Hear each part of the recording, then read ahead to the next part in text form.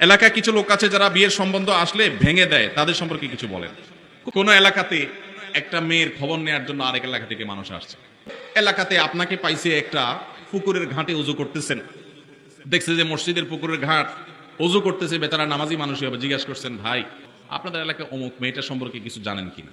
আপনি চিন্তা করছেন, আরে তো আপনার শত্রুর মেয়ে, আপনার সাথে তার আইল ঠেলাঠেলি আছে।